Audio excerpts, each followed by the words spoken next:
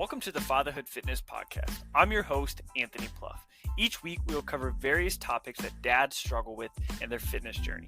I'll give you actionable steps that you can apply right away, not only to take back control of your own health, but so you're able to be a better example for your kids too. All right, welcome in. The other day, I was working out, and I've been doing a lot. If you've been listening to the show for a while, I've mentioned it quite a few times. I had hip surgery about a year and a half ago, and then I had a second one done earlier this year. So I've had two done in the past year and a half, and I've been doing quite a bit of rehab and stuff, and meeting with the specialist, and then I've been also still keeping up with my normal workouts. There's a part of me where a lot of times where I push too hard, where I end up trying to do everything and I don't recover enough. And then my body just fights back on me. My nervous system already is just very overloaded. And so I end up getting hurt. Like recently, I tore a hamstring playing softball. So that's no fun. So that adds on to, a lot of the work that I need to do. And it kind of, puts a halt on some things. But it also is a blessing because I used to, there's a book, I'm blanking on it, I'm blanking on who wrote it, but it's called The Gift of Injury. But I used to think injuries were just this terrible thing. And obviously short term, you're like, man, why is this happening to me, right? We feel bad, which is, normal when things like that happen. But through injury, a lot of times injuries happen because of weakness. That makes sense, right? Something breaks when it's weak.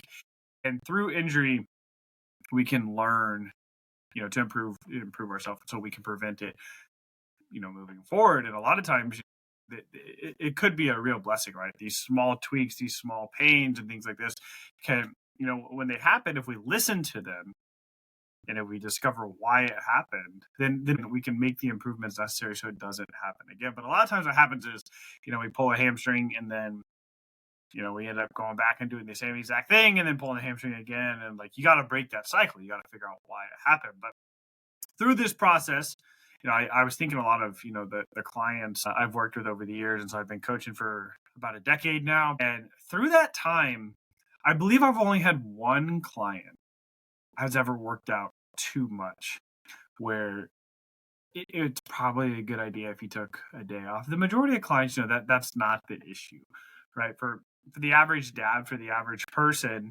it's not really a problem of working out too much.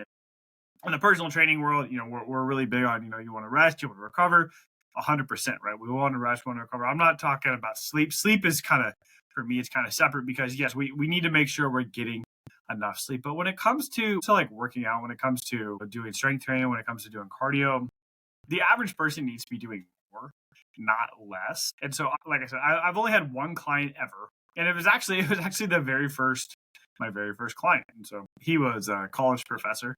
He ran every single day, and then he weightlifted multiple times a week, and then he hired me to work with him. And as a young trainer, when I first started there, I was a little overwhelmed or a little anxious when I was meeting with him because I was like, why is he hiring me? This guy's in great shape. This guy is in better cardio shape than I am, and he's also really strong. Like, what can he learn from me? But he really was a student. I say a student of the game. He was willing to learn, wanting to try different things and stuff. And I learned a lot from him because no matter how advanced you are, no matter how long you've been in the game, you can still learn and something. And so it ended up being, I ended up really enjoying working with him. I believed I worked with him for about 2 years. Yeah, I enjoyed that. But, he was probably the only person that probably could have benefited from a little time off, right? Where he was doing so much where it was actually interfering with some of the muscle. Obviously, if you're just working out to work out, you don't have any specific goals. You can do a lot. But he was wanting to build some strength. He was wanting to see some visible abs and stuff. He was already very lean and stuff, but he wasn't allowing his body to recover. And so strength, when that happens, it can be very difficult to build strength. And so he's probably the only one I've ever had who I've had to tell to kind of just pull it back a little bit, right? And so if you look online, if you go on Instagram, TikTok, wherever you're getting your information, YouTube, there's a lot of, we need to make sure we're resting. We need to make sure we're recovering. 100%. Like you need to make sure you are, right. Especially one of the biggest things I see when it comes to rest and recovery is that people don't take long enough between sets, not days of workouts. And so if you're looking to build strength in the gym, resting 30 seconds is not ideal. You want to rest. You want to be fully recovered in order to build strength. So 2 to 3 minutes between sets. Yes, your workouts are going to take long. You may not be able to do as much if you only have 30 minutes to work out, but I promise you your strength is going to go up. And that's another topic for another day here. But as far as how many days you're working out, the average person doesn't work out 3 times a week. The average person doesn't work out twice a week, right? The average person struggles to get one workout in a week. And so you're probably not doing too much. If you think you need a rest day, there's a good chance you probably need to do the workout. Yeah, I had a conversation with a client earlier this week, actually, and we were talking about, right, he used to really struggle giving himself grace.